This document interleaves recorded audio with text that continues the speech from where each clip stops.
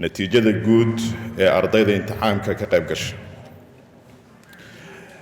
gabdhaha ama haweenka u fadhiistay imtixaanka sanad dugsiyeedka 2020-2021 ee fasalka 8aad waxaa gudbay oo natiijadii loo baahnaa keenay 10,275 arday oo gabdho ah, waxaana haray 642.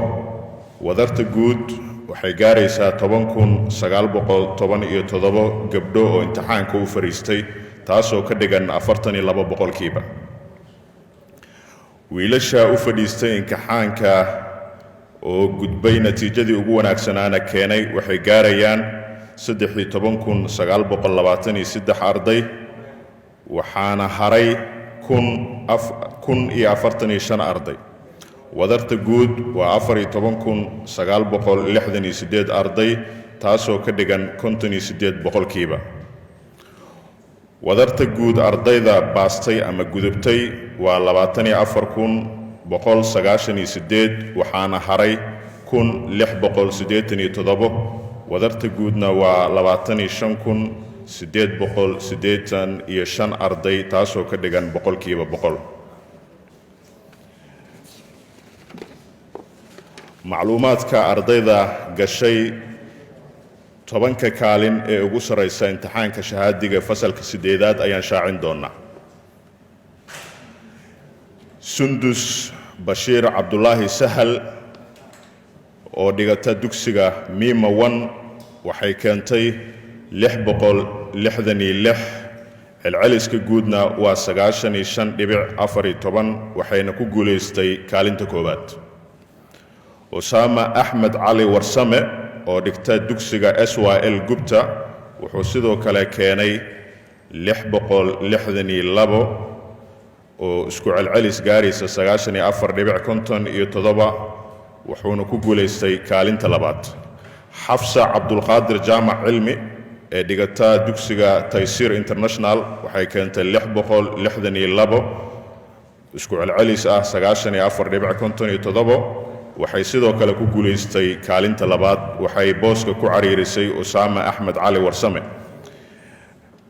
Cabdifataax Xasan Maxamed Cali oo dhigta dugsiga Albirri wuxuu keenay 661 94.43, wuxuu ku guuleystay kaalinta saddexaad. Cabdisamed Axmed Iidle Shuuriye oo dhigta dugsiga Nobel wuxuu keenay 659 oo isku celcelis ah 94.14, wuxuu ku guuleystay kaalinta afraad.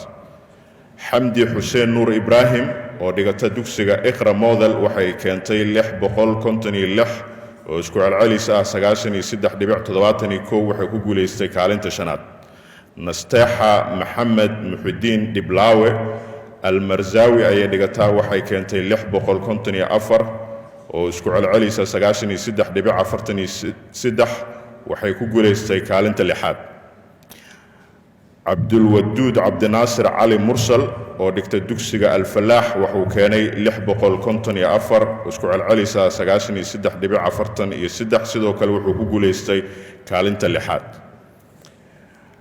Caaisha Xasan Maxamed Aadan oo dhigata Imaam Maalik waxay keentay 654, waxaa isku celcelis uu yahay 93.43, waxa ay ku guuleystay kaalinta lixaad. kaalinta lixaad marka waxaa isla wada galay 3 arday. Asma Ismaaciil Yuusuf Cabduqaadir oo dhigata dugsiga Alfajri waxay keentay 652 oo u dhiganta 93.14, waxay ku guuleystay kaalinta toddobaad. Liibaan Mustaf Maxamed Axmed oo dhigta Macalin Cadow Ceelasha wuxuu keenay 651 oo u dhiganta 93, wuxuuna ku guuleystay kaalinta 8aad.